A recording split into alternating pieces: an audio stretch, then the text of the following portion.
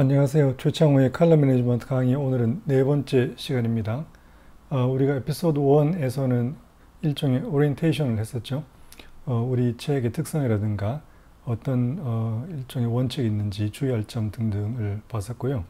그 다음에 두 번째 시간에는 우리의 시각 시스템에 중요한 영향을 미치는 빛의 특성 그리고 그것과 관련된 여러 가지 개념을 배웠죠. 그 다음에 바로 지난번 시간 에피소드 3에서는 빛을 받아서 우리가 색깔을 인지할 때 가장 중요한 눈, 그 다음에 그 시각 인지 시스템의 특성이 뭔지에 대해서 배웠어요. 그래서 첫 번째 시간에도 제가 강조를 드렸던 것처럼 우리 강의는 항상 처음 보신다면 가장 처음부터 순서대로 순차적으로 보시기를 권장을 드리고, 드디어 오늘 네 번째 시간은 그런 것을 바탕으로 해서 어떻게 우리의 주관적인 시각 인지를 Human Color Perception을 수치화하고 정량적으로 표현할 수 있는지, 그래서 그것을 가지고 계산할 수 있는지에 대해서 배워보려고 해요. 그래서 여러 가지 컬러 오더 시스템, 컬러 오더링 시스템 또는 색채 분류 시스템 체계를 몇 가지 배우고요. 그 다음에 우리가 색관리의 가장 기본이 되는 그리고 핵심이 되는 CIE의 칼로리메트리, 즉 측색학에 대해서 배우려고 합니다. 자, 색깔을 사람들은 옛날부터 어떻게 구체적으로 분류하고 체계적으로 이렇게 구분을 하려고 노력을 했을 거예요, 분명히. 당연히 여러 사람들이 했겠지만 기록으로 남아있는 게 뚜렷하게 있지 않기 때문에 우리가 기록으로 볼 수 있는 가장 첫 번째의 체계적인 방법은 바로 지난번에 우리가 배웠던 뉴턴이라는 사람이 그 프리즘을 가지고 1666년 정도부터 실험을 했었잖아요. 그래서 그것을 가지고 알게 된 결과를 1704년에 옵틱스라는 책을 통해서 이제 발간을 했는데, 그런 책 안에 이렇게 그 소위 빨주노초 파남보, 로이 G. 비브라고 우리가 배웠죠. Red, Orange, Yellow, Green, Blue, Indigo, Violet 이라고 하니까 그것을 어떻게 하나의 원 안에 분류할 수 있는지를 그림으로 나타냈어요. 그래서 우리가 실제로 그 프리즘 실험을 통해서 햇빛을 분광을 하면 스펙트럼 컬러를 보면 빨주노초 파남보에서 빨강하고 보라 쪽은 완전히 그냥 끝과 끝이잖아요. 그러니까 가장 먼 곳이죠. 실제로는 가장 먼 곳임에도 불구하고 뉴턴은 그것을 하나로 이어 붙일 생각을 한 거죠.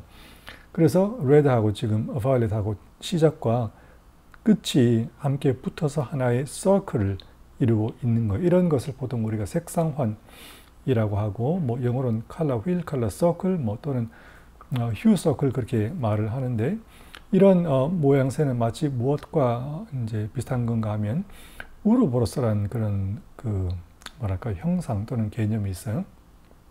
고대 그리스라든가 아니면 고대 이집트에서 이런 그림이 가끔씩 보이는데, 말 그대로 시작과 끝이 하나로 이어지는 것이에요.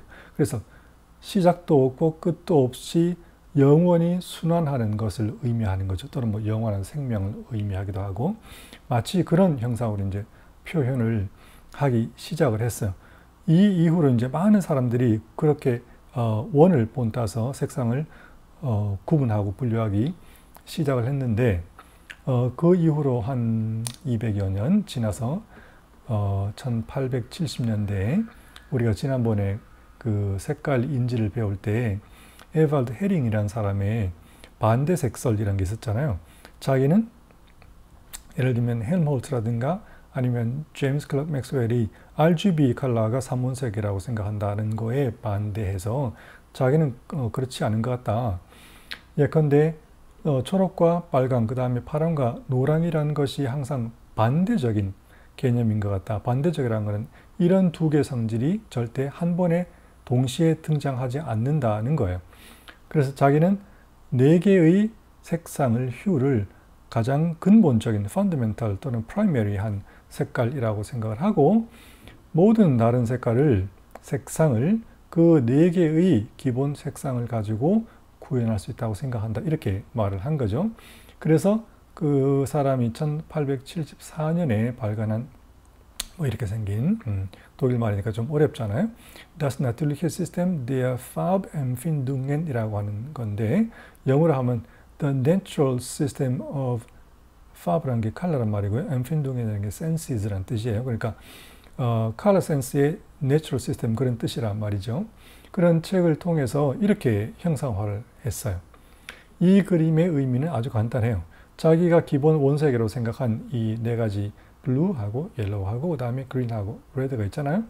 그 네 개를 가지고 다른 모든 색상을 구현할 수 있다고 생각했다고 그랬으니까 다른 모든 색상은 원색 중에 하나인 초록으로부터 블루 쪽으로 넘어가면서 초록은 점점 성질이 줄어들고 블루는 그거에 비해서 점점 성질이 늘어나고 또 그것이 블루만 성질이 나타나면 그게 이제 말 그대로 블루가 되는 것이고 그 블루가 레드 쪽으로 넘어가면 블루의 성질이 점점 줄어들고 동시에 그만큼 빨강 성질이 늘어난다. 이런 식으로 이제 배열하는 거죠.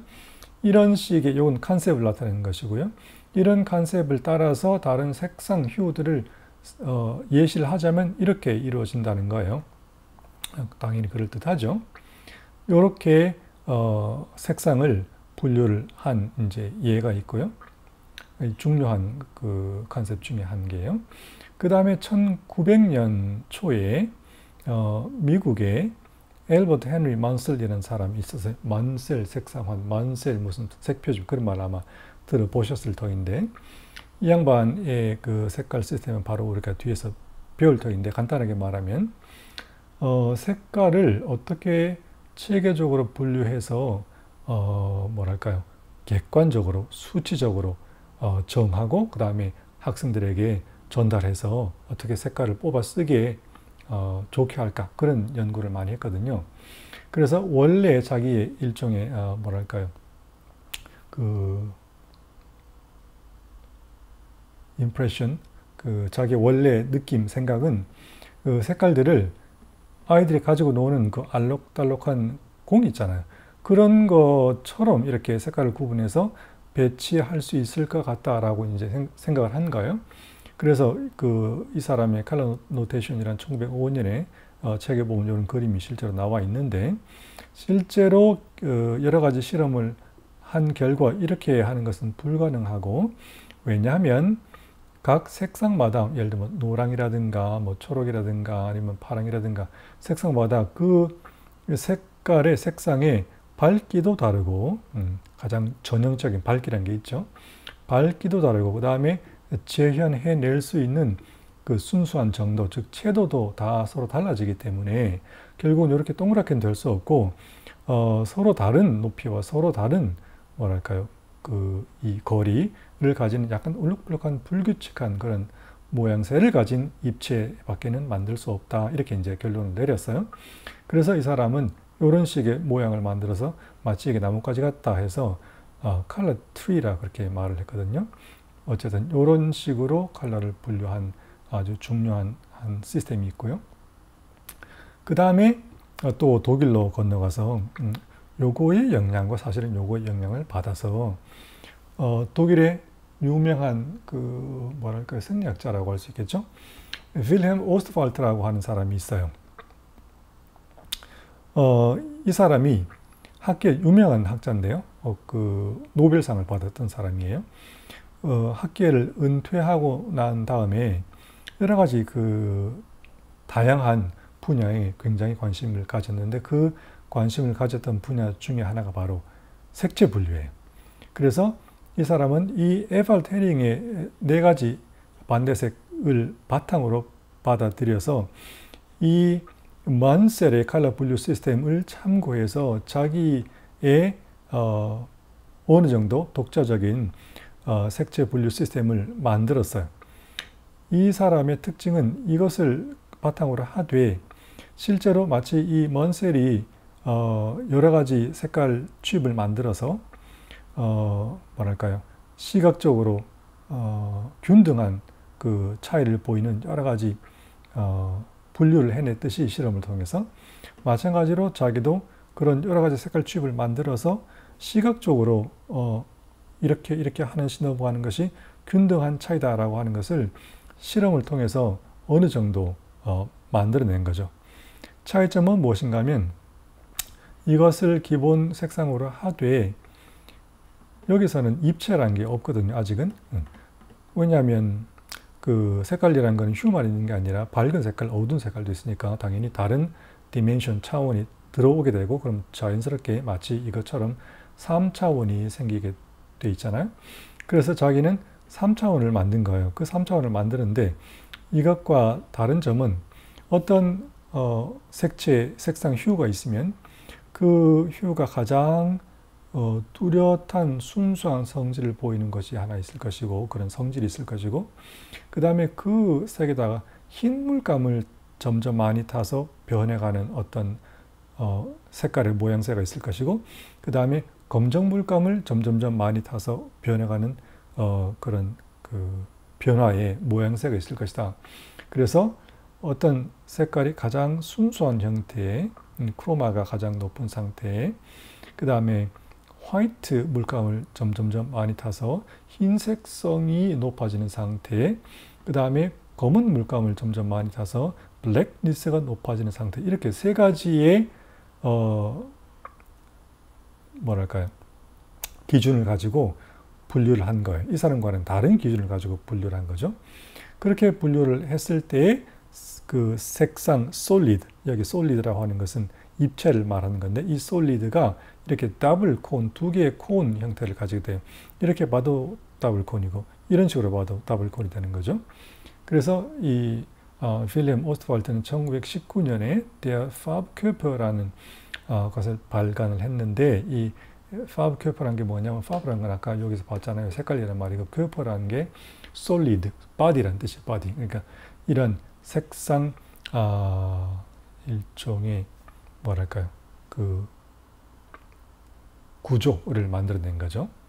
이런 식으로 사람들이 어느 정도 단순한 색상환으로부터 출발해서 거기에 밝고 어두운 성질까지 합쳐서 하나의 솔리드까지, 스페이스까지 만들어낸 것이 전체적으로 봤을 때 색깔을 어떻게 분류하는가에 대한 하나의 큰 흐름이다 이렇게 볼 수 있어요. 자, 근데 여기서 이제 한 가지 우리가 사이드로 짚고 넘어갈 게 있는데 아까 우리가 그 뉴턴의 색상환이라는 걸 봤잖아요. 그 뉴턴의 색상환이라고 하는 거는 그 무지개색의 빨주노초 파남보를 하나로 이었잖아요. 그 빨주노초 파남보 즉 햇빛의 순수한 무지개색을 우리가 스펙트럴 휴라고 하는데 그 햇빛 속에 들어있는 가장 순수한 스펙트럼에 있어서의 색상을 말하는 거예요. 그 스펙트럴 휴에는 우리가 요즘은 흔히 알고 있는 마젠타라고 하는 색깔이 없어요. 그래서 마젠타라고 하는 색깔은 엑스트라 스펙트럴 휴라고 해서 분광 외 색상이라고 그렇게 말을 해요. 이 마젠타에 관해서 우리가 잠시 상식 겸해서 알아보고 지나갑시다. 일단 마젠타라고 하는 말은 처음엔 없었어요. 이 마젠타라고 하는 것은 일종의 시초가 되는 것은 1856년에 영국의 윌리엄 헨리 퍼킨이라는 사람이 있었는데 이 1856년에 윌리엄 헨리 퍼킨은 18살이었어요. 어린 학생, 어린애이죠, 사실은. 근데 이 윌리엄 헨리 퍼킨은 아마 공부를 잘했는지 15살에 대학에 들어갔어요. 현재의 임피리얼 칼리지 런던에 해당하는 학교에 들어가서 화학과에서 이제 공부를 했는데 들어갔을 때에 호프만이라는 지도 교수가 이 학생에게 장기 과제를 낸 것이 그 당시에 말라리아 치료제로 쓰이는 그 퀴닌이라는 게 있거든요. 그 퀴닌이라는 게 그 약제를 얻어내려면 굉장히 그게 돈이 많이 들고 비싼가 봐요. 쉽지 않고. 그래서 이거를 화학적으로 인공 합성해서 만들 수 있는 방법이 있는지 알아보라. 그렇게 과제를 냈다고 해요. 그래서 이제 그거를 열심히 실험을 했겠죠. 열심히 실험을 하던 도중에 18살 때에 뭘 했는데 우연히 아닐린이라는 물질에 뭔가를 가했을 때에 색깔이 변하면서 굉장히 보기에 좋은 또는 그 당시로서는 약간 신기한 그런 퍼플 색깔이 나온다는 것을 발견을 했어요. 그러니까 그 당시에서 흔히 보는 퍼플보다는 약간 빨간색이 더 들어간 거기 때문에 보통 밑에도 있지만 purplish red 또는 reddish purple이라고 그렇게 많이 불렀거든요. 그래서 굉장히 놀랬죠. 그래서 뭐 어떤 생각이 들었냐면 그 당시에는 이런 퍼플 색깔을 내려면 천연 재료로부터 당연히 그 꽃 같은 걸로부터 얻어야 되고 굉장히 그 물감이 비쌌어요. 근데 자기는 지금 이걸 실험실에서 합성을 해냈잖아요. 그래서 그 염색하는 업계에 상당히 도움이 될 수 있을 것 같다라는 생각에 그거를 그 업계에 샘플을 보냈더니 거기서 굉장히 반향이 좋았어요. 그래서 윌리엄 헨리 퍼킨은 곧바로 이 색깔에 대해서 또는 이 색깔을 내는 물질에 대해서 특허를 출원하고 특허를 인정받았죠. 그래서 이 사람은 이 물질을 또는 그 색깔을 나중에는 이제 처음에는 아닐린에서 만들어낸 퍼플이니까 아닐린 퍼플이라고 말했지만 나중에는 모브 아니면 모빈이라는 이름으로 불렀어요. 이게 사실은 이제 일종의 뭐냐 하면 합성 염료의 시초인 거예요. 이 사람의 이런 실험 덕분에 물론 의도한 것은 아니지만 지금 우리가 만들어내는 모든 그 인공적인 색깔 있죠. 인쇄라든가 패션이라든가에 대한 문이 열린 셈이라고 볼 수 있는 거죠. 그래서 실험실에서 합성을 해서 염료를 만든다는 이제 그 소문이 퍼져서 다른 화학자들이 많이 그런 실험을 하기 시작을 했고 3년 후에 프랑스에서 그런 실험을 하던 화학자인 프랑스와 에마뉴엘 베르갱이라는 화학자가 있었는데 자기도 또 다른 과정을 통해서 비슷한 색깔을 나타내는 물질을 발견을 했어요. 똑같지는 않았던 것 같아요. 제가 그 샘플들을 본 일이 없기 때문에 같은지 다른지는 정확히 모르지만 아마도 조금 다른 것 같아요. 그래서 이 베르갱이라는 사람은 이 물질을 그리고 그 색깔을 퓨신이라고 불렸어요. 그것이 1859년이었는데 그 1859년에 공교롭게도 어떤 일이 있었는가 하면 마젠타 전투라는 그런 전쟁이 있었어요. 이탈리아 2차 독립전쟁인가 그런 게 있었다고 해요. 그 전쟁에서 그 나폴레옹 3세가 이끄는 프랑스, 그 다음에 이탈리아는 사실 그 이탈리아라기보다는 사르데니아 지방, 프랑스, 사르데니아 연합군과 그 다음에 오스트리아군 간의 전투가 이탈리아 북쪽에 있는 마젠타라는 마을에서 그런 전투가 이루어졌어요. 그래서 전투의 결과 프랑스 연합군이 이긴 거예요. 그 전투가 얼마나 중요한 것이었는지 제가 알 수가 없지만 어쨌든 그게 굉장히 중요한 거였던가 봐요. 그래서 그 전쟁을 이긴 전승 기념으로 이 색깔을 마젠타라고 이 마을의 이름을 따서 마젠타라고 부르기 시작을 했어요.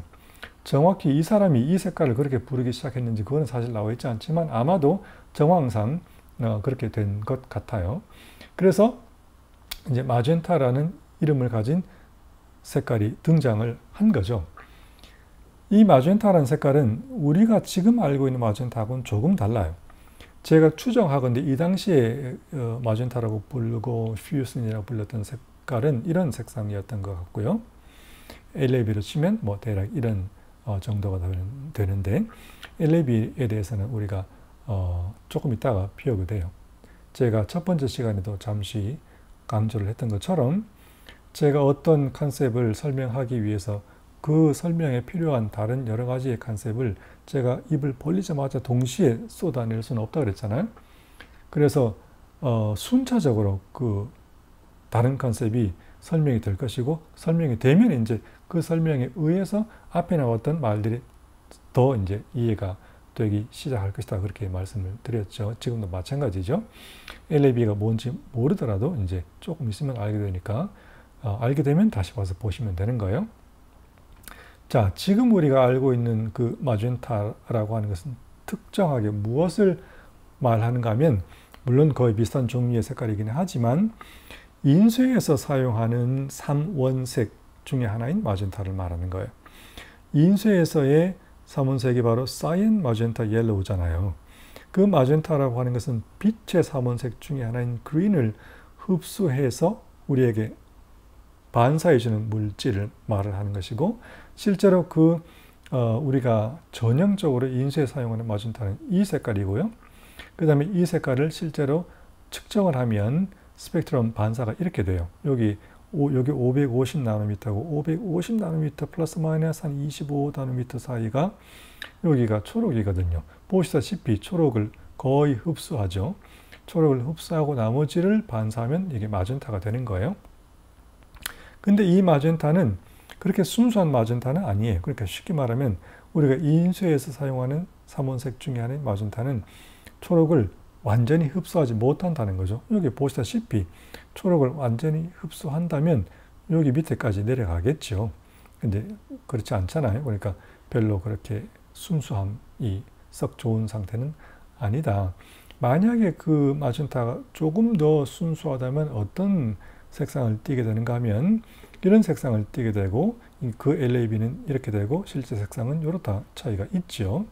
이 색상을 만약에 재현을 해서 측정을 하면 여기가 분명히 조금 더 내려갈 것이고 여기가 조금 더 올라올 거예요. 자, 그래서 지금 현재 우리가 흔히 얘기하는 마젠타라고 하는 것은 특정하게 인쇄의 삼원색 중에 하나를 말을 하는 것이고 원래 그 시초가 됐던 그것과는 조금 다르긴 하다라는 것을 일단 아시고 그리고 지금 말하는 이런 등등의 마젠타라고 하는 그룹의 색깔은 우리가 바로 다음에서 배울 만셀 색깔에 의하면 색상에 의하면 ORP에 가장 가깝다라는 것도 미리 말씀을 드리고 진행합니다. 그게 마젠타에 대한 간단한 일종의 역사였어요. 자, 색깔 분류 시스템의 근대 색깔 분류 시스템의 가장 중요한 것 중에 하나가 바로 만셀 컬러 시스템이고 굉장히 의미가 있는 색채 분류 시스템이에요. 이 만셀이라는 사람은 미국 사람이고 보스턴 사람인 것 같았는데 아마도 1800년대 말에 프랑스에 그 유학을 떠났던 사람인 것 같아요. 화가였고 색깔과 그림에 대해서 가르치는 역할도 했었고요. 그래서 이 사람은 늘 학생들에게 색깔을 가르칠 때에 물론 스스로 이제 작업을 할 때도 그랬겠지만 색깔을 어떻게 분류해서 체계적으로 구성을 해놓으면 전달하기도 좋고 뽑아 쓰기도 좋지 않을까, 이걸 어떻게 할 수 있을까에 대한 생각을 오랫동안 아마도 했던 것 같아요. 그래서 이 사람은 실제로 그것을 결과를 얻어내기 위해서 색깔을 칠을 해서 칩을 만들어서 배열을 하고 그 중에서 균등하다고 인지되는 색상들을 뽑아내고 색상을 뽑으면 또 밝은 색깔, 어두운 색깔을 그렇게 만들어내고 그 다음에 또 순수한 색깔, 그 다음에 순수성이 떨어진 색깔을 만들어내서 균등하게 어떻게 실제로 분류되는 색깔, 그 솔리드 또는 스페이스를 구성할 수 있을까를 이제 연구를 한 거죠. 연구를 한 거의 가장 핵심은 실제로 색깔 칩을 만들어서 인지적으로 그렇게 용인될 수 있는 시스템을 구성했다는 거예요. 자, 이 사람은 일단 어떻게 시작을 했는가? 기본 원색이라는 걸 이제 보통 바탕을 두게 되는데 좀 특이하게도 보통 우리가 3원색, 4원색 그런 말을 하는데 이 사람은 5원색을 기본으로 했어요. 자기 생각에는 기본은 빨강이랑 노랑이랑 초록이랑 그 다음에 파랑이랑, 이 파랑이 이런 파랑이에요. 그 다음에 퍼플이다. 그것을 자기는 기본으로 생각한다. 기본이라는 것은 자기가 뽑으면 되는 거예요. 그냥 그걸 반드시 3원색이어야만 한다든가 4원색이어야만 한다 그런 게 아니에요. 그래서 원색을 5가지를 고르고 그 원색을 10가지의 숫자로 자기가 이 시스템을 표현하기를 원했기 때문에 1부터 또는 0부터 10의 중간인 5를 그 원색으로 지정을 해서 OR, 그 다음에 OY, OG, OB, 그 다음에 OP가 5가지 원색이 되는 거죠. 그 원색을 정한 다음에 그 사이는 O 사이가 Y하고 R하고 사이니까 OYR, 그 다음에 이거하고 이거 사이는 OGY, 그런 식으로 이제 중간을 다시 구성을 하고 그 다음에 이것이 1, 2, 3, 4, 5였을 테니까 6, 7, 8, 9, 10, 10R 이렇게 또 뭐 1YR, 2YR 이렇게 쭉 넘어가겠죠. 이런 식으로 색상을 이제 구분을 하게 되었고 그 색상 중에서 20개를 딱 대표적으로 뽑아서 제가 보여드렸던 것이 인트로덕션 때 한번 보여드렸죠. 이게 먼셀 20 휴 서클이라고 하는 거예요. 20개의 먼셀 색상환 대표적인 거. 여기 있는 색상환은 인쇄로 표현 가능한 것들을 제가 뽑았다 그렇게 말씀드렸죠. 색상환이라는 게 특정한 색깔로 정해져 있는 게 아니에요. 그래서 제가 뽑은 것은 인쇄로 가능한 것을 뽑은 것이다. 어쨌든 이 사람은 그 시스템의 분류 기준을 크게 세 가지를 봤는데 첫 번째는 방금 설명한 당연히 모든 사람이 그렇게 될 수밖에 없지만 색상이 있겠죠. 색상. 영어로는 휴라고 하죠. 휴를 이렇게 휴는 항상 그 뉴턴 때부터 원을 그리게 이렇게 각도를 가지면서 배치가 되게 돼 있죠. 그건 뭐 불가피한 일이에요. 그래서 이렇게 둥글게 배치가 되는 휴가 있고 색상이 있고 그 다음에 명도가 있을 거 아니에요. 밝은 색깔, 어두운 색깔이 있을 테니까. 그래서 명도라는 것을 이 사람은 뭐 brightness라든가 아니면 lightness라는 말이 있으니까 보통 그거를 쓸만한데 그 말을 쓰지 않고 value라는 말을 썼어요. value라는 말을 왜 썼는가 하면 이 사람은 아마도 추정컨대 먼셀이 구체적으로 그렇게 말을 한 적은 없는 것 같지만 추정컨대 이 사람이 프랑스에서 유학을 했다 그랬잖아요. 프랑스에서는 그 소위 미술계에서 밝기를 value라는 프랑스 말로 표현을 해요. value라는 게 영어로 value예요. 값이라는 뜻이죠. 그러니까. 그래서 그 영향으로 아마도 명도를 value라는 프랑스 말의 영향을 받은 영어로 표현을 했을 것 같다고 생각을 하거든요. 어쨌든 명도는 value라고 하고 그 value는 순수한 블랙이면 당연히 0일 것이고 가장 순수한 흰색이면 이제 밝은 색이면 10이 되겠죠. 그래서 0부터 10까지의 그레이드를 이렇게 나눠서 명도를 분류하고 그 다음에 각각의 색상마다 가장 우리가 순수하다고 느끼는 우리가 표현해낼 수 있는 색상 중에 가장 그 색상만 들어있다. 다른 색깔이 끼어있지 않은 것 같다. 그런 게 있을 거 아니에요? 그런 게 이제 크로마예요. 우리가 보통 섀도우라고 하는 거죠. 그래서 색상과 휴와 그 다음에 밝기를 나타내는 밸류와 명도와 그 다음에 그 색상의 순수함을 나타내는 크로마, 섀도우 세 가지를 가지고 색깔을 분류하는 시스템 체계를 만들어냈다. 그래서 예를 들어서 그 시스템에 의하면 어떤 색깔을 뭐라고 표현하는가, 표기하는가 이 말이죠. 그 표기를 노테이션이라고 그렇게 말을 해요. 먼셀 컬러 노테이션은 바로 이런 식으로 되는 거예요. 5R에 한 칸 띄고 4에 슬래시 14 그런 식으로 표기를 해요. 그럼 무슨 말인가? 일단 어떤 색깔이 색상이 5R이에요. 순수한 빨강 일단 계열이다. 그런 말이죠. 그 다음에 여기 중간에 있는 4는 이 명도를 나타내는 거예요. 그러니까 명도가 4니까 중간 밝기보다는 살짝 어두운 거다. 그 다음에 끝에 있는 14는 섀도우를 나타내는 거예요. 그러니까 중간에서 꽤 멀어진 섀도우를 가진 상당히 고섀도우를 가진 색깔이다. 그런 말이죠. 바로 요놈이 5R4, 14가 되는 거예요. 그래서 이렇게 분류한 것이 먼셀의 컬러 시스템이고 우리의 뭐랄까요 상식에 잘 부합해요. 그래서 먼셀 컬러 노테이션을 들으면 이것이 무슨 색깔인 것 같다는 것을 비교적 쉽게 우리가 상상할 수 있는데 이 먼셀의 컬러 시스템의 명도 이 단계가 바로 CIE의 명도 단계에 직접적으로 영향을 줘요.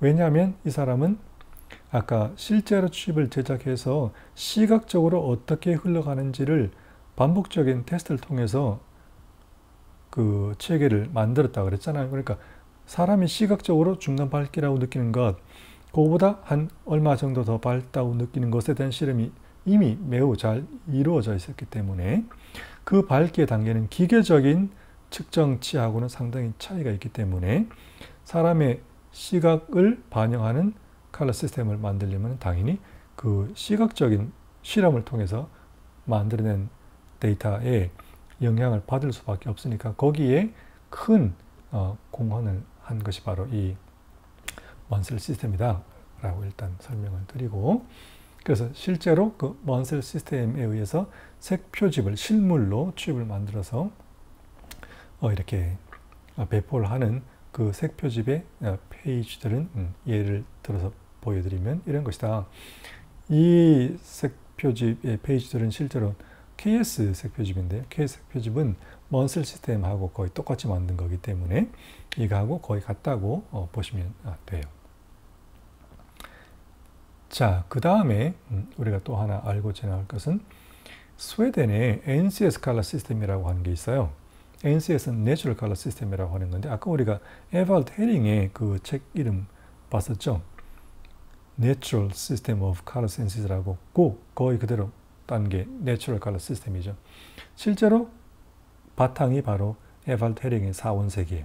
그래서 이 NCS 컬러 시스템은 어떤 체계를 가지고 있는가? 일단 펀더멘털 컬러 또는 프라이머리 컬러가 4가지예요. 헤링의 반대색이죠. 그래서 역시 노랑과 파랑, 그 다음에 빨강과 초록을 기본으로 삼은 다음에 아까 그 그림 기억나시죠?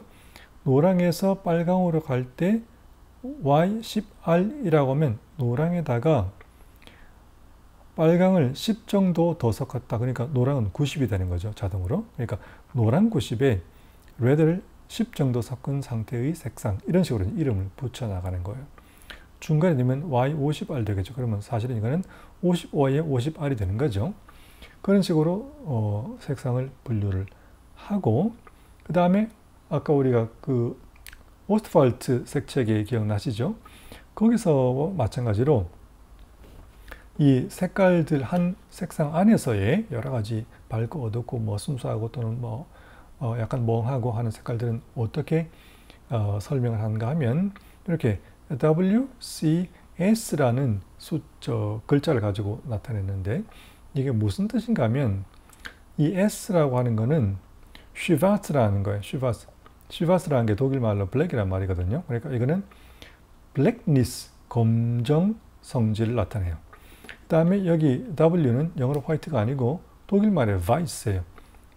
흰색성이죠. 화이트니스를 나타내는 거예요. 이 C는 크로매틱니스를 나타내는 거예요. 그러니까 이 색채계는 한 개의 색상 휴 안에서 얼마나 그 색상이 순수한가, 크로매틱니스가 얼마나 강한가, 그 다음에 거기에 얼마나 흰색 물감을 많이 탔는가, 화이트니스, 그 다음에 거기에 검정색 물감을 많이 탔는가를 가지고 구분을 해요. 그래서 이렇게 삼각형이 자동으로 나오게 되는 거예요. 그래서 예컨대 이 화이트니스를 예를 들면 이 화이트니스가 이렇게 적혀 있는 이 꼭지점이 바로 최대의 화이트니스가 되는 거고요. 여기에서 멀어질수록 그 화이트니스가 줄어드는 거예요. 크로매틱니스는 C라고 적혀 있는 이곳이 최대치가 되는 거고요. 당연히 여기가 가장 강렬한 채도가 높은 색깔이 있다는 뜻이죠. 여기서 멀어질수록 이렇게 채도가 떨어지는 거예요. 완전히 멀어지면 당연히 여기쯤에는 뭐가 와 있겠어요? 에크로매틱, 무채색이 와 있겠죠.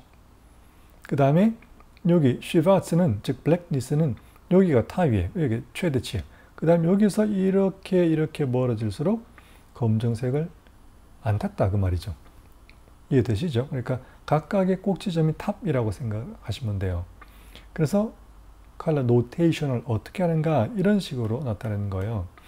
NCS S1040R30B 그런 식으로 하는데, NCS는 물론 NCS고 S라고 하는 건 NCS라는 것도 여러 가지 버전이 있어요. 왜냐하면 색깔 그 균등 그 차이를 실험을 통해서 자꾸 조금 더 업그레이드를 하기 때문에 그 버전이 있는데, 그 버전의 최근 버전을 S라고 그렇게 붙이는 거예요.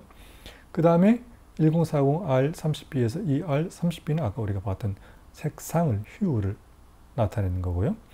R70에 블루를 30 섞은 휴라 그런 말이죠. 그 다음에 이제 여기에서의 어디에 위치에 있는가, 이 위치는 이렇게 1049, 10, 40이라고 표현을 하는데, 왜 아까는 이 프로퍼티 특성이 세 가지가 있었는데 왜 두 가지만 나타내는가 하면, 이 화이트니스와 블랙니스와 크로매틱니스는 어떤 색깔이든 이 세 가지를 합치면 반드시 100이 나오도록 그렇게 준비가 되어 있어요. 따라서 블랙니스와 크로매틱니스와 화이트니스를 합쳐서 100이 나와야 되니까 이 세 개 중에 두 개만 써도 되는 거죠. 한 개는 정답이 금방 나오는 거잖아요. 그래서 두 가지만 컬러 노테이션에 표기를 해요. 뭐만 표기하는가? 블랙니스와 그 다음에 크로매틱니스만 표기해요. 요거 두 개를 합쳐서 뉘앙스라고 하는 거예요. 사실은 뉘앙스라고 하는 거는 여기에 자동으로 화이트니스가 포함되어 있는 거니까, 그죠? 빠져 있지만 뉘앙스는 요 자체가 뉘앙스라고 보시면 되는 거죠. 그래서 여기에서의 위치가 뉘앙스고 여기에서 위치는 표기는 딱 두 개만 한다.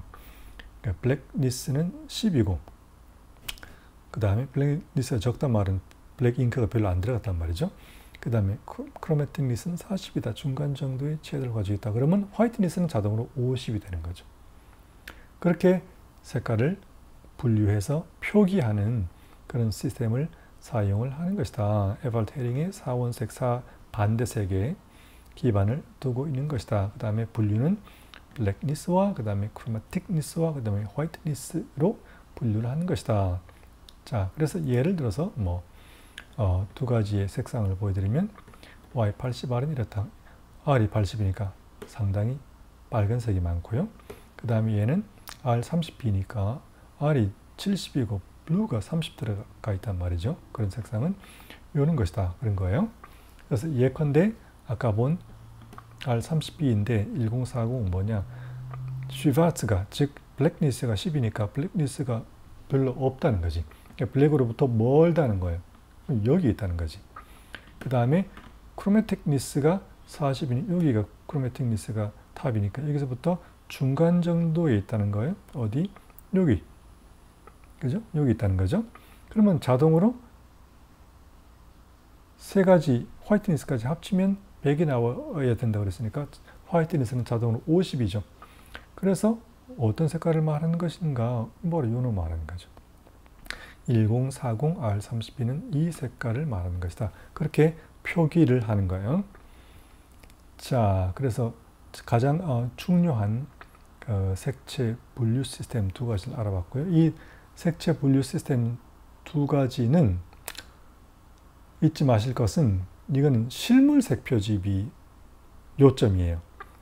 색깔을 실물로 만들어서 이렇게 분류를 해서 보여주고 서로 의사소통을 하게 하고 그 다음에 그 중에 색깔을 뽑아서 어떤 색상을 위한 그 규정으로 사용할 수 있도록 하는 거죠. 이거는 컬러 계산 시스템이 아니에요. 그래서 예를 들어서 먼셀과 ANS에서는 LAB 색상에서 공간에서 보시면 차이가 뚜렷하게 보여요. LAB 공간이 무엇인가 조금만 참고 기다리시면 바로 다음에 나와요. 먼셀 컬러는 이게 먼셀 컬러의 실제 실측 데이터를 LAB 3차원 공간에 띄워놓은 건데 아까 보신 것처럼 먼셀은 명도가 1, 2, 3, 4, 5, 6, 7, 8, 9 이런 식으로 1 단위로 나와 있잖아요. 그 1 단위는 LAB의 L로 치면 10 단위예요. 그러니까 한 개의 명도 차이가 이 정도의 간격을 나타내는 거예요. 이건 지금 약간 위쪽을 보고 있는 거고 똑같은 공간을 약간 눈을 아래로 해서 여기를 보면 이렇게 되는 거죠. 보시다시피 이 중간이 없어요. 그리고 이 공간을 바로 꼭대기에서 이렇게 아래로 내려다보면 이렇게 되는 거예요. 먼셀 컬러는 이게 뭘까요? 아까 배웠던 크로마죠. 크로마. 네, 크로마 한 크로마마다 뚜렷하게 이렇게 둥근 원을 그리고 있는 게 보이죠? 이것도 마찬가지로 이렇게 딱딱 분류를 잘 해놓은 덕분으로 약간 반대로 불리하게 중간이 없어요. 여기도 중간이 없어요. 그래서 먼셀 컬러는 논리적으로 색깔을 어떻게 분류하는지는 매우 이해하기 쉽고 그 다음에 컬러 노테이션을 들었을 때 그게 뭔지 금방 알 수 있기도 하지만 색깔을 골라내려고 할 때 또는 색깔을 규정하려고 할 때 너무 빈 곳이 많아요. 그런 반면에 NCS는 그 분류 자체가 기계적인 명도, 그 다음에 또 이렇게 정확한 이 채도를 바탕으로 한 것이 아니라 그 중간중간에 검정 성질 또는 뭐 흰색 성질 그런 말을 하잖아요. 그렇게 분류를 한 덕분에 보기에는 뭔가 좀 덜 규칙적으로 보이지만 이렇게 돼 있고, 그죠? 이렇게 돼 있죠. 중간이라는 게 빈 곳이 별로 없어요. 그래서 색깔을 실제로 색표집을 펼쳐서 이게 좋겠다라고 골라내고 그거를 이용해서 규정을 할 때는 먼셀보다는 훨씬 더 이점이 있는 거예요. 그래서 NCS는 위에서 보더라도 이쪽은 아까 먼셀과 거의 비슷한 특성을 보이는 반면에 이쪽은 여기와 달리 중간 색상이 많이 이렇게 채워져 있는 느낌이 있죠. 여기에 있는 NCS가 여기 있는 먼셀보다 그 색상의 칩이 숫자가 더 많아서가 아니고요. 둘 다 거의 2000개 정도 내외이기 때문에 거의 똑같아요. 그러나 그 분류 시스템 자체 체계에 따라서 이렇게 공간에서 배열되는 특성이 상당히 다르다 하는 것을 이해하시고, 그 다음에 다시 강조하는 것은 이런 NCS나 먼셀은 색표집 바탕이에요. 그래서 실물로 나와 있는 것을 가지고 이걸로 하자든가 이 색깔이 어떠냐든가 하는 것을 의사소통하는데 활용되는 것이 색깔을 계산하기 위한 시스템이 아니라는 것을 한번 다시 강조를 드리고 진행을 갑니다. 그리고 NCS하고 먼셀을 제가 다시 보면서 조금 의아하게 생각했던 것은 지금 여기 보이는 점들은 먼셀과 NCS를 다 합쳐놓은 샘플들인데요. 색표집에 그 있는 색깔들을 어떤 점을 발견을 하게 되는가 하면 먼셀도 그렇고 NCS도 그렇고 그 실물 색깔을 만들 때 왜 마젠타, 특히 마젠타에 있어서는 아까 우리가 마젠타를 잠시 봤잖아요.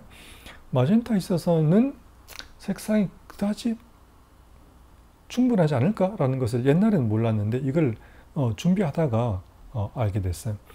이 지금 제가 실선으로 보여드린 게 가장 일반적인 인쇄로 우리가 얻을 수 있는 색깔의 공간이에요.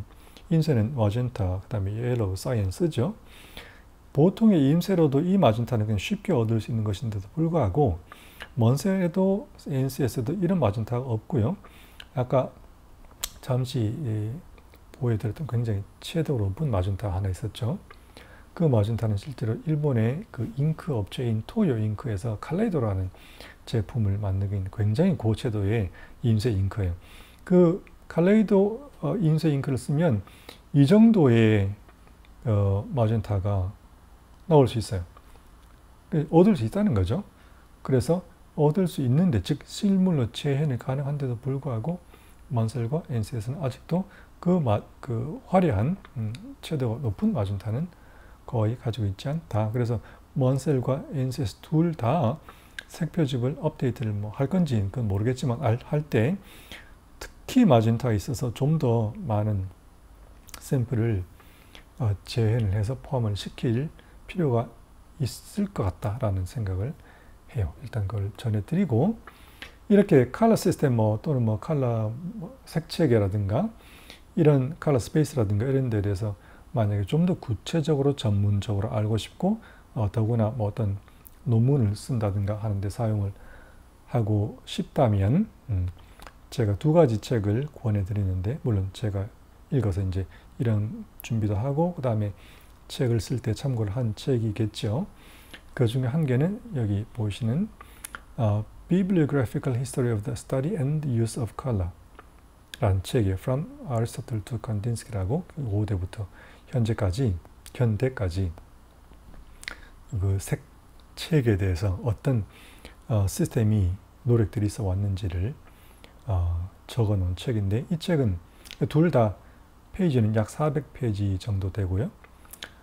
이 책은 이름이 비블리오그래피컬이라고 해서 그런지 모르지만 200페이지는 그냥 본문이고 거의 나머지 200페이지는 다 책 리스트예요. 그러니까 참고하고 싶을 때 어떤 책들을 보면 되는지에 대한 그런 예를 많이 내놓은 책이고요. 이 책은 이 책의 저자는 케네스 버쳇이라는 사람이고 이 책의 저자는 롤프 퀼이라는 사람인데 이거는 훨씬 더 과학적인 그 뭐랄까요 점에 중점을 둔 그런 내용을 담고 있어요. 거의 다가 본문이고요. CI 시스템도 많이 나와 있고 공식 같은 것도 많이 나와 있고 그러니까 좀 더 훨씬 전문적인 느낌의 그런 책이니까 그 필요에 따라서 두 개를 골라서 보시면 돼요. 구하기는 그다지 쉽진 않아요. 그리고 컬러 책은 굉장히 비싸요. 일단 그 점을 말씀을 드리고 진행합시다. 자, 드디어 이제 우리가 핵심이라고 말하는 CI 측색학으로 들어왔어요. 이쯤 되면 아시겠지만 오늘 강의도 꽤 길죠. 분명히 1시간은 당연히 넘어갈 것이고 그래서 너무 길면 당연히 여러분들은 적절하게 여기서 끊고 다음에 보셔도 돼요. 저는 가능한 그냥 한 번에 끝내기 위해서 일단 강의는 진행을 할 거예요. 자, 우리가 색채를 배우면 CI란 말을 안 들을 수가 없어요. CI가 뭔지 일단 알고 지나가야겠죠. CI는 영어의 약자가 아니에요. 알고 보면 프랑스 말의 약자이기 때문에 일단 약자가 뭔지를 알아야지, 그죠? 그래서 여기 있는 요 말의 약자거든요. 처음 읽어보시면 Commission International이라고 읽을 것 같지만 여기에 E가 붙어 있는 거를 보자마자 아, 이게 영어가 아니구나 하는 걸 알 수 있죠. 그래서 CI는 무엇의 약자인가? 프랑스 말 Commission Internationale de l'Éclairage 라고 하는 말의 약자예요. 이걸 영어로 하면 International Commission 이 자체가 on은 아니지만 on éclairage라고 하는 것은 조명이라는 뜻이기 때문에 영어로는 illumination이라고 해서 영어로는 International Commission on Illumination이라고 하고 우리말로는 국제조명위원회라고 하고 영어로는 ICI라고 부르는 거예요. 그러나 ICI라는 약자보다는 CIE라는 약자를 훨씬 많이 보시게 될 거예요. 독일말로 하면 Internationale Beleuchtungskommission이라고 하는 건데 이거는 뭐 약자로 쓰이는 법이 없어요. 일단 그렇다 치고 이 단체는 1905년에 설립이 되었고 현재 그 헤드쿼터가 본부가 비엔나에 있어요. 뭐 하는 곳인가? 빛과 색깔과 조명과 시각 시스템과 이미징 같은 것과 관련되는 모든 과학 기술 정보를 협의하고 교환하고 이렇게 정하고 발표하는 그런 곳이라고 생각하시면 돼요. 자, 일단 그렇게 아시고 이 CIE에서 칼로리메트리 측색학 또는 뭐 색채학 이런 거를 정립을 할 때 가장 핵심적인 내용은 무엇인가 하면 조건 등색이라는 현상이에요. 영어로 메타메리즘이라고 하는데 조건 등색이라고 하는 건 무엇인가 하면 우리가 이미 배웠지만 우리의 색깔 시스템은 눈 속에 세 가지의 채널에 그 센서가 있다고 배웠죠. LMS 또는 뭐 RGB 뭐라고 부르는 간에 그런 코온의 타입이 서로 다른 파장에 반응하는 세 가지의 센서가 있다고 배웠단 말이죠. 그러니까 우리는 우리 눈으로 들어오는 빛을 그 자체를 마치 측색을 하는데 사용하는 분광 광도계, 즉 스펙트로포타미터처럼 스펙트럼 분포를 측정을 해서 데이터를 얻는 것이 아니고 세 가지 채널로 나누어서 거기에서 나오는 신호를 가지고 우리가 색깔을 인지하는 거예요. 세 가지 채널로만 하는 거예요. 따라서 무슨 말인가 하면 서로 다른 스펙트럼을 가진 빛이 우리 눈에 들어오더라도 경우에 따라서는 그 세 가지의 코온에서 똑같은 신호가 나올 수도 있다는 것이고 똑같은 신호가 나오면 우리는 그 서로 다른 스펙트럼을 가진 빛도 같은 색이라고 인지한다는 거예요. 그거를 메타메리즘 조건 등색이라고 하고 조건 등색이라고 하는 것은 두 개 이상의 어떤 샘플이 또는 빛이 스펙트럴 SPD라고 하는 Spectral Power Distribution이라고 하는데 스펙트럼 구성이 서로 다른데도 불구하고 특정 컨디션에서 여기 특정 컨디션은 주로 특정 조명 그 조건 아래에서라는 거예요. 조명만 있는 게 아니기 때문에 제가 괄호를 친 거고 어쨌든 특정 조건에서 같은 걸로 인지된다는 거예요. 그게 조건 등색이고 그렇게 서로 다른 스펙트럼 분포를 가지고 있는데도 불구하고 같은 색으로 인지되는 그 쌍을 조건 등색 쌍이라고 말을 하고 영어로 Metameric Pair 또는 Metamer라고 말을 해요. 자, 조건 등색이 있다는 걸 알았죠? 우리 시각 인지 시스템의 가장 근본적인 특성이에요. 자, 그런 걸 일단 아시고 그 다음에 또 하나 알 것은 우리가 아까도 말했던 그 세 가지 콘이 있다고 그랬잖아요. 원뿔 세포가 있다고 그랬는데 이 세포들이 반응을 보이는 또는 달리 말하면 역할을 담당하는 관장하는 스펙트럼이 조금 달라요. 그죠? 당연히 같지 않죠? 그러나 생각만큼 그렇게 딱히 크게 다르지도 않아요. 그러니까 LMS인데 S코는 여기에 가장 크게 반응하고 이 스펙트럼에 그 다음에 중간 그 파장에 반응하는 코는 이렇게 반응하고 그 다음에 가장 긴 파장에 반응하는 애는 이것과 큰 차이 없는 스펙트럼 그 대역에 반응을 하죠. 특성은 일단 다르긴 하다. 이 두 개는 굉장히 비슷하다. 그리고 어쨌든 세 개가 전부 다 상당히 많은 중첩을 보인다는 거예요. 자, 중첩을 보인다는 거예요. 그래서 예컨대 어떤 샘플을 분광 광도계라는 걸로 측정을 해서 그 스펙트럼 분포를 봤어요. 봤더니 이렇게 스펙트럼을 반사하는 것으로 나타났어요. 그러면 이 그래프를 보면 이게 여기가 볼록하니까 초록은 맞겠는데 초록이 뿐만 아니라 여기에 있는 무슨 보라 같은 것도 꽤 심지어 더 나와서 UV도 반사를 하는 것 같고 물론 어차피 우리 눈에 보이진 않겠지만 그 다음에 빨강도 굉장히 많이 반사하네. 그러니까 얘는 딱히 초록은 아니고 이런 성질이 섞여 있을 것 같다라고 생각을 할 수 있지만 실제로는 그냥 거의 초록이에요. 왜냐하면 여기 그래프에서 보시다시피 우리는 여기 이하와 여기 이상에는 거의 둔감하기 때문에 그 샘플이 이런 반응을 보였다고 하더라도 우리의 색깔 인지에는 별로 영향을 미치지 않는다는 거예요. 자, 그래서 우리가 스펙트럼에 반응하는 그런 특성이 있고, 그죠? 이런 특성이 있고, 그 다음에 서로 다른 분광 분포, 즉 스펙트럼 내용을 가지고 있는 샘플도 그 빛이든 뭐 반사 물체든 같은 색이라고 느낄 수 있다라는 점이 핵심이라 그랬죠. 그 예를 지금 두 개를 내놓은 건데 이건 반사 물체고요. 측정했더니 스펙트럼이 두 개 다르죠. 상당히 다르죠. 그러나 이 샘플 1, 2는 색깔이 같다고 인지돼요. 또 이거는 이 실선은 반사 물체고 이 점선은 CRT 모니터에서 나온 색깔이에요. 그거를 스펙트럼을 측정한 거예요.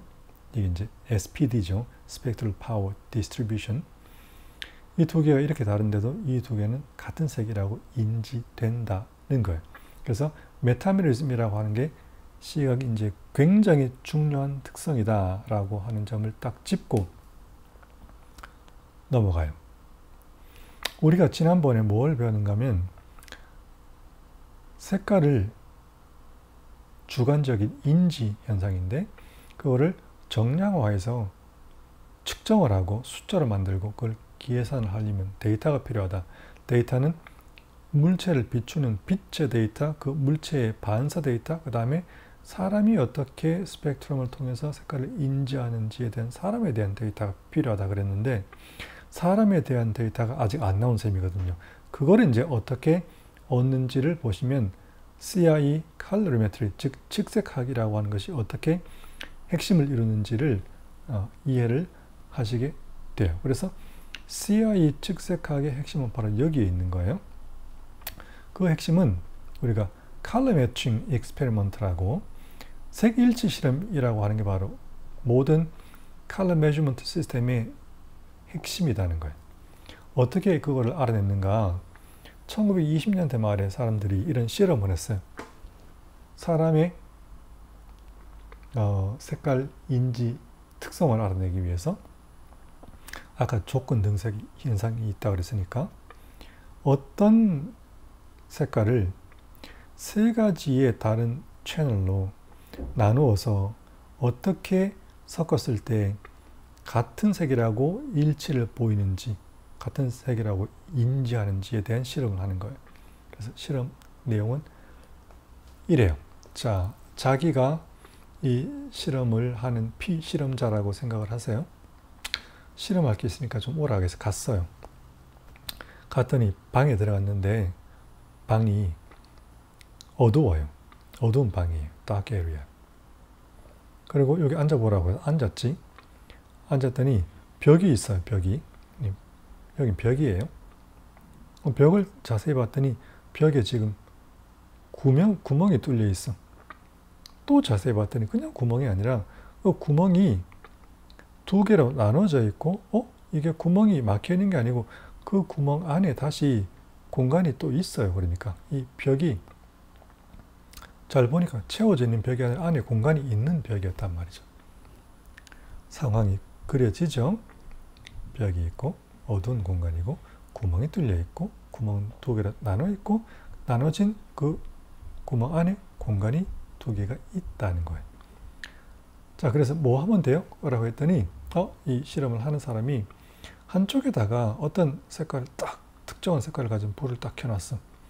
그러고는 지금부터 요 색깔 보이시죠? 요 아래 색깔 하고 위의 색깔이 똑같도록 하나도 구분되지 않도록 앞에 놓여 있는 RGB라고 적혀 있는 다이얼을 이리저리 조작을 해서 마음대로 하세요. 조작을 해서 일치를 시켜보세요 라고 하는, 그래서 색 일치 실험이라고 하는 거예요. 간단해요. 그거예요. 그래서 이 사람이 알았습니다 라고 하고 이제 RGB 다이얼을 이리저리 돌리죠. 그래서 해봤더니 일치되는 게 있어. RGB를 어떻게 조절했더니 내 눈에 이 아래 위에 색깔이 하나도 구분되지 않는 지점이 있어요. 자, 그리고 여기서 하나 조심할 것은 이 각도라면 내 눈을 꼭지점으로 했을 때 이 구멍 양쪽에 보이는 이 각도 말이죠. 이게 2도예요. 꽤 좁죠. 2도라는 것은 만약에 이게 1m라면 이 거리가 1m라면 약 35mm 정도밖에 안 되는 구멍이에요. 이게 여기 물론 좀 더 크게 제가 그려놨지만 그래서 2도 각도로 내가 이걸 보고 있다는 것을 일단 기억하세요. 이런 식으로 컬러 매칭을 하는 실험을 하는 거예요. 그럼 내가 아까 어떤 특정한 색깔을 보면서 이거하고 같은데요? 라고 했던 그 RGB에 이제 다이얼에 숫자가 있겠죠. 그럼 그 데이터가 되는 거지. 그 숫자를 그 실험자는 받아 적는 거예요. 그 다음에 여기에 색깔을 또 다른 걸 딱 켜. 조금 다른 색깔. 또 해보세요. 또 해. 그럼 또 그 데이터를 받아 적어. 또 다른 색깔을 넣어서 불을 켜. 그럼 또 하는 거예요. 빨주노초 파란불을 전체를 다 하는 거예요. 그러면 데이터가 나오죠. 이렇게 하는 실험이 바로 CIE RGB Color Matching Experiment라고 하는 거이고요. 1928년, 29년에 데이비드 라이트라는 사람이 10명, 31년에 존 길드라고 한 사람이 7명을 대상으로 실험을 한 것을 취합해서 평균을 내서 우리가 사용을 하게 되었어요. 자, 어쨌든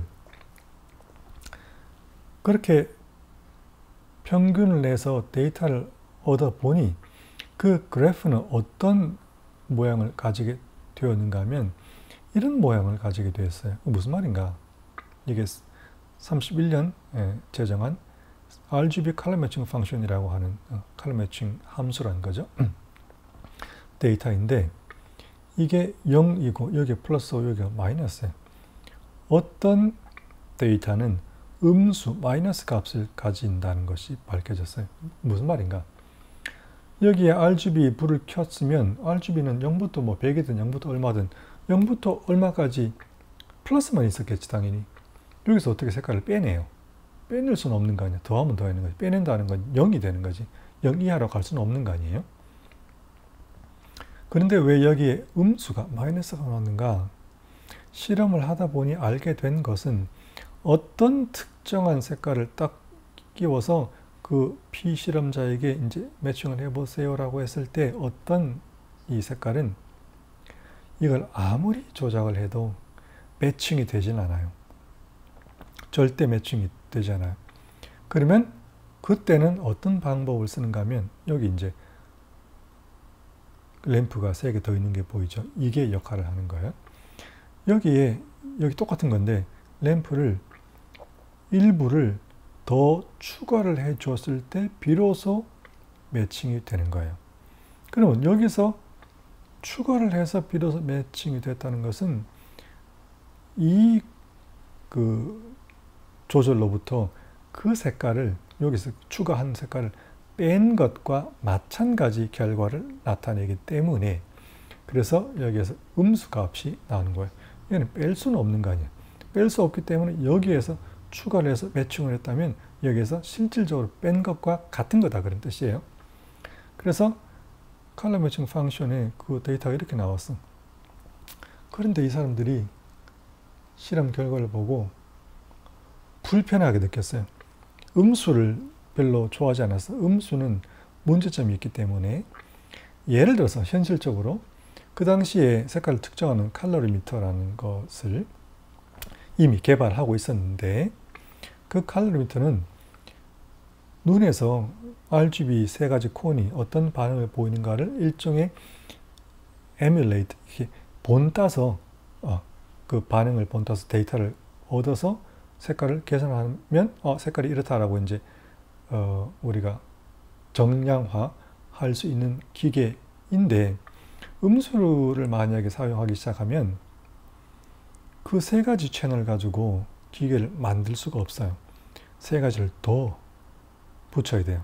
그래서 채널이 6개로 늘어나고 돈도 비싸지고 만들기도 어려워지죠. 그래서 음수를 없애는 방법을 연구하기 시작했고 그래서 이제 CI에서 이런 거 관장하는 사람들이 음수를 싹 없앤 새로운 모델을 만들어냈는데 그것이 바로 결과적으로 이렇게 생기게 됐어요. 이거를 CI 1931년 2도 가지고 관찰했으니까 2도 Standard Observer라고 말을 해요. Standard Observer라는 건 보통 사람 관찰자라는 거예요. 다시 말하면 보통 사람 관찰자가 이 컬러 매칭을 하기 위해서 어떤 식으로 이거를 조작했는가에 대한 데이터를 모두 다 양수로만 만든 데이터라고 생각하시면 돼요. 그래서 이걸 가장 간단하게 그냥 2도 observer, 2도 관찰자 데이터 이렇게 얘기를 합니다. 그래서 드디어 사람이, 보통의 사람이 물론 어떤 식으로 색깔을 받아들이는지에 대한 데이터가 이제 나온 거죠. 그것도 양수 플러스로만 되어 있는.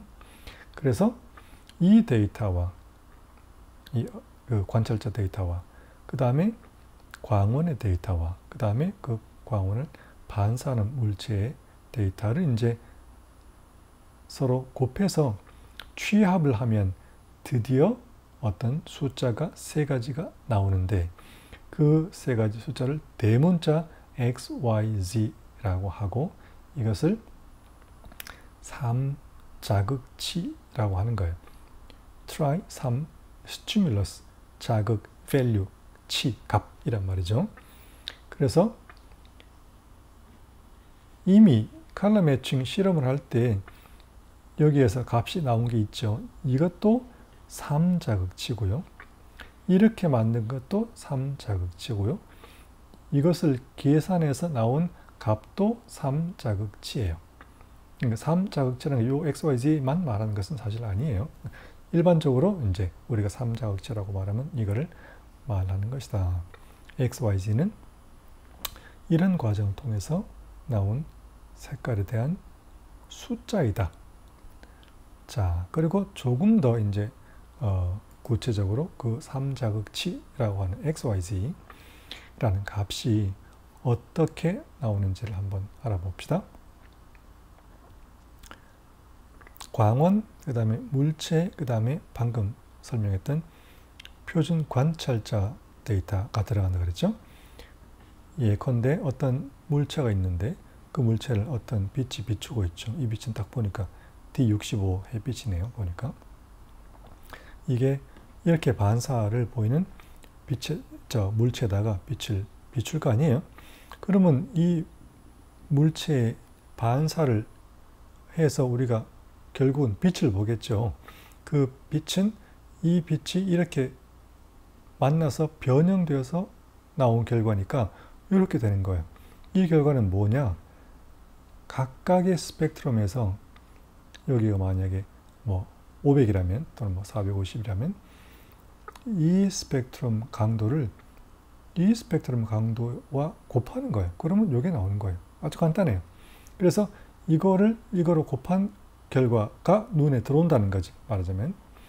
그 눈에는 세 가지 채널이 있으니까 세 가지 채널로 딱 나누어서 X, Y, Z 채널로 나누어서 아까 보았던 표준 관찰자 데이터를 또 여기와 별도로 채널마다 곱하는 거예요. 그러면 결과가 이런 그래프가 나오죠. 그 그래프에 이 밑에 깔려있는 이 면적을 모두 싹 더하면 그게 X 값이 되고, 여기 깔려있는 면적을 모두 더하면 대문자 Y 값이 되고, 여기 깔려있는 이 면적을 모두 더하면, 즉 적분을 하면 세트가 되는 거예요. 이게 바로 XYZ라는 거에 숫자가 나오게 되는 그 과정이라고 보시면 돼요. 그래서 우리가 세 가지 콘을 가지고 반응을 하는데 그 반응을 일종의 본뜬 거다, 시뮬레이션한 거다라고 생각하시면 되죠. 자, XYZ는 그렇게 되는 거예요.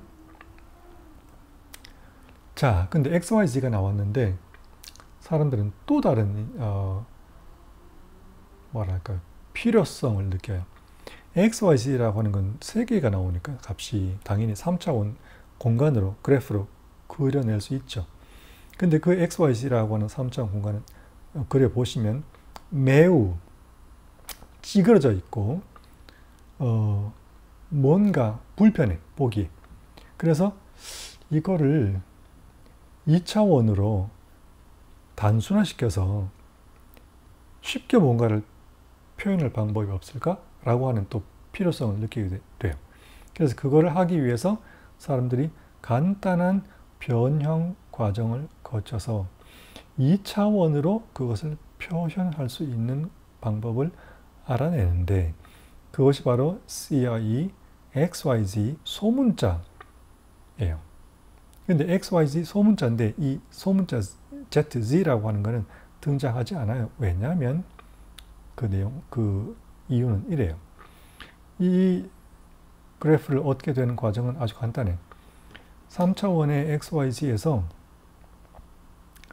전체 XYZ 숫자를 더한 것분의 이 대문자 X가 소문자 X가 되고, 전체를 더한 것 숫자 더한 것분의 요 Y를 소문자 Y라고 하고, 전체를 더한 것분의 이 Z를 Z라고 하는 거예요. 그러면 전체 분의 얘가 얼마나 차지하고 전체에서 얘가 얼마나 차지하고 일종의 비율을 지금 말하고 있는 거죠. 그럼 당연히 이 비율을 XYZ를 소문자를 다 합치면 1이 나오는 거지. 퍼센트로 치면 100이 나오는 거죠. 따라서 우리가 아까 NCS에서 시바트, 즉 블랙니스하고 크로매틱니스를 하고 바이스, 화이트니스를 합치면 100이 나오기 때문에 화이트니스는 적지 않는 것처럼 마찬가지로 Z를 적지 않아요. 그럼 적지 않다는 말은 두 개만 있으면 된다는 거지. 두 개만 있으면 된다는 것은 평면으로 나타낼 수 있다는 거예요. 그래서 평면으로 어떤 색깔 공간 같은 거를 나타내기 쉽게 하기 위해서 만들어낸 게 바로 XYZ 소문자예요. 그리고 Z는 등장하지 않기 때문에 보통 우리는 그냥 CRE 1931년 XY 두 개만 딱 써서 XY 색도표라고 말을 해요. 왜 색도표? 영어로는 크로마티스틱 다이어그램이라고 하는데 왜 색도표라고 하는가? 여기는 단순화시킨 거기 때문에 뭐가 사라졌는가? 밝기에 대한 개념이 사라진 거예요. 삭제된 거예요. 그래서 이 도표에 나오는 모든 색깔은 밝기는 무시하고 아예 잊지 않고 그 색깔의 정도, 무슨 색상이며 그 색상이 얼마나 채도가 높은지 그것만, 그 두 개 합친 게 크로마틱니스 또는 다른 말로 하면 크로마티스티거든요. 그걸 색도라고 우리 말로 말을 해요. 그래서 이걸 색도표라고 말하는 거고, 이 XY 색도표는 항상 여러분들이 기억하실 거는 단순화 버전이기 때문에 명도가 없다. 그러니까 불충분한 거예요. 충분치 않는 거예요. 그리고 그 특성 중에 하나는 아주 또 마찬가지로 큰 특성 중에 하나는 불균등성이에요. 무슨 말인가 하면 이 그래프에서 사람들이 색깔 차이가 같다고 느끼는 두 개의 색깔들을 이렇게 선으로 이어 놓으면 이렇게 분포한다. 무슨 말인가? 이 그래프에 나타나는 이 색깔과 이 색깔의 차이가 이 그래프에 나타나는 이 색깔과 이 색깔의 차이하고 같다고 느껴지는, 그러니까 색깔 차이가 같다고 느껴지는 게 이 그래프상에서는 이렇게 크게 차이를 보이게 분포하기 때문에 불균등하다고 말하는 거예요. non-uniform하다고 말하는 거예요. 아주 대표적으로 non-uniform한 그런 컬러 스페이스 중에 하나예요. 자, 어쨌든 그래서 뭐 기본적으로 사용이 많이 되진 않지만 아직도 많이 사용되는 그 분야는 따로 있는데 그거는 이따 설명드리고, 그래서 이 그림이 의미하는 바가 뭐냐 하면 우리가 햇빛 속에 들어있는 가장 순수한 색깔 780나노미터, 거의 사실 보이지도 않지만 그 빨간 색깔부터 보라색까지 순수한 스펙트럴 컬러, 스펙트럴 휴라는 게 있잖아요. 그거를 측정을 해서 이 그래프에 점을 찍어 나가면, 즉 플러팅을 하기 시작하면 어떻게 점이 찍히는가? 바로 여기서부터 출발해서 이렇게 빨주노초 파남보가 찍혀요.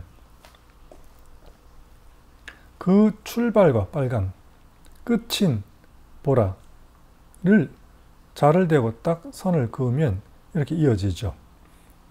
이게 퍼플 라인이라고 하는 거예요. 무슨 말인가 하면 아까 우리가 마젠타를 배웠지만 마젠타, 이 퍼플은 엑스트라 스펙트럴 휴라 그랬죠. 스펙트럼이 있지 않은 거다고.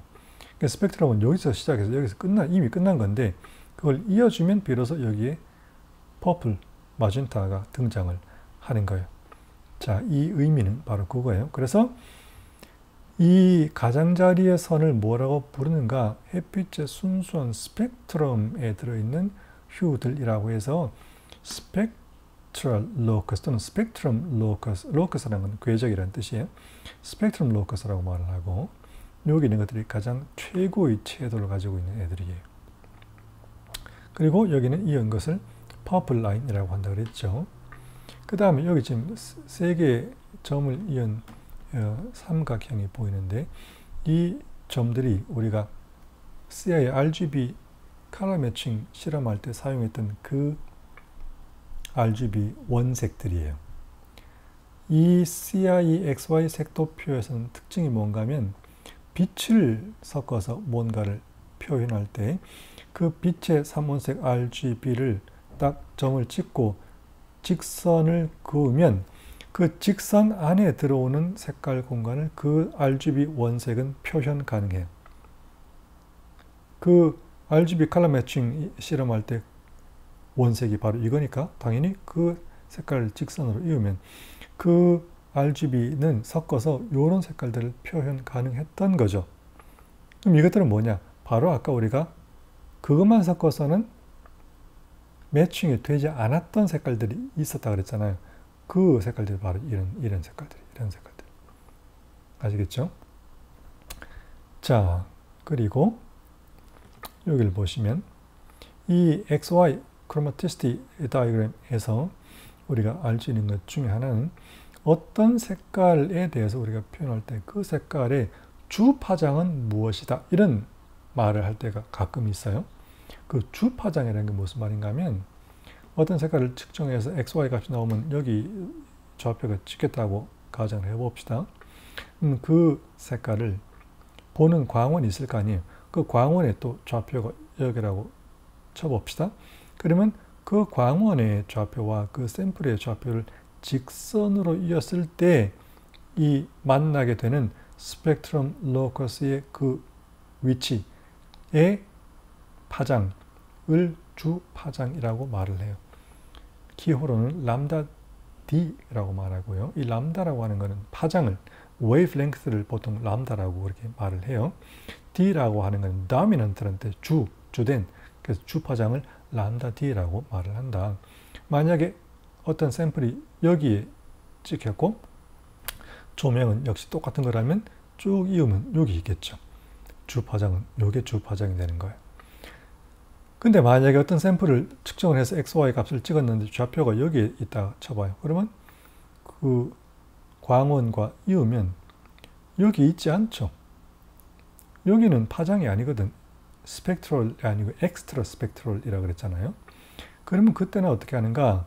이거는 거꾸로, 이 선 아닌 거꾸로 가서 여기에 만나는 파장을 가지고 얘기를 하되 이건 주파장이 아니니까 보조 주파장이라고 해서 complementary wavelength라 그렇게 말을 해요.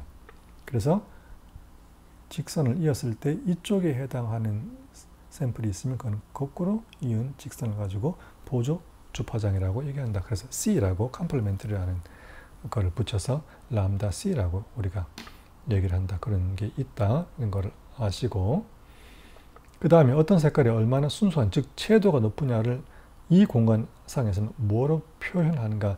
purity, 순수함이라고 표현하는데, 그 순수함은 아까처럼 그 광원과 그 샘플을 이었을 때 직선이 생기죠. 그 직선 전체의 길이에서 이 샘플까지의 길이가 얼마나 차지하는가?